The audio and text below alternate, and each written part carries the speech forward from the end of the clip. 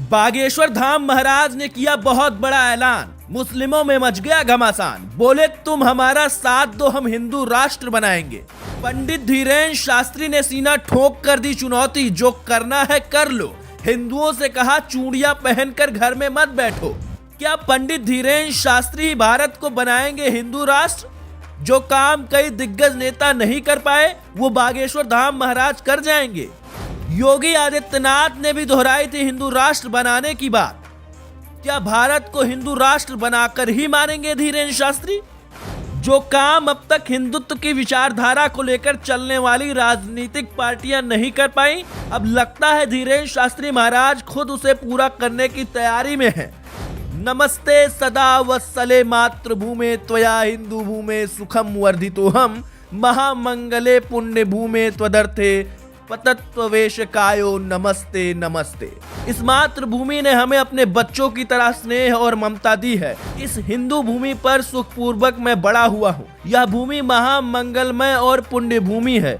इस भूमि की रक्षा के लिए मैं यह शरीर मातृभूमि को अर्पण करते हुए इस भूमि को बार बार प्रणाम करता हूँ। लगता है कि बागेश्वर धाम वाले महाराज धीरेन्द्र शास्त्री ने कुछ ऐसा ही प्रण ले लिया है। समय समय पर योगी आदित्यनाथ भी हिंदू राष्ट्र बनाने की बात करते आए हैं, लेकिन अब जब धीरेन्द्र शास्त्री महाराज ने भी हिंदू राष्ट्र बनाने के लिए ऐलान किया, तब सभी हिंदू कह रहे हैं अब हमें तो बागेश्वर धाम वाले महाराज जी जैसा सनातनी हिंदू चाहिए।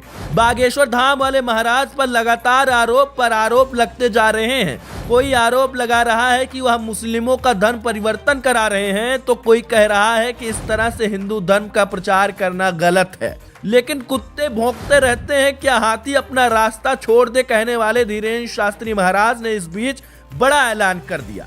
नेताजी सुभाष चंद्र बोस की जयंती के मौके पर धीरेन्द्र कृष्ण शास्त्री ने कहा कि तुम मुझे खून दो और मैं तुम्हें आजादी दूंगा। अब उसी तरह का मेरा नारा है, तुम हमारा साथ दो, हम हिंदू राष्ट्र बनाएंगे। धीरेन्द्र शास्त्री ने लोगों से कहा कि इस नारे को पूरे देश में फैलाने के लिए उनको जुट जाना चाहिए।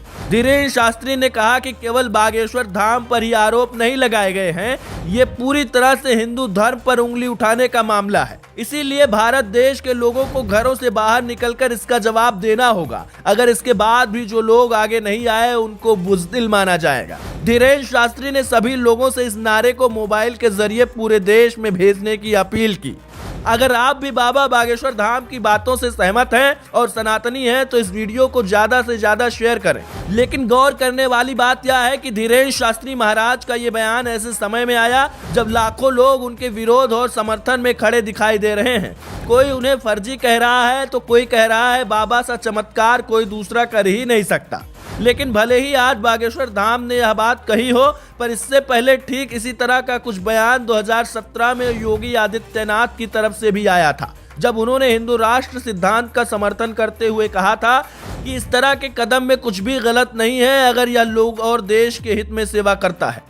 लेकिन अभी तक हिंदुत्व की विचारधारा को लेकर चलने वाली पार्टियां भी हिंदू राष्ट्र बनाने की बात को खुले तौर पर कहने से पीछे हटती आई हैं। असल में ऐसा इसलिए है क्योंकि भारतीय संविधान में सभी धर्मों को बराबर का सम्मान देने का जिक्र किया गया है और भारत में सभी तरह के जाति और धर्म के लोग रहते हैं। यही वजह है कि कई राजनीतिक पार्टियां इस बात पर बोलना नहीं चाहती हैं। लेकिन अब जब धीरेन्द्र शास्त्री महाराज ने हिंदू राष्ट्र बनाने की बात कह दी तो चारों तरफ हंगामा मच गया। लोग कह रहे हैं बाबा विवादित बयान देकर सुर्खियां बटोरना चाहते हैं।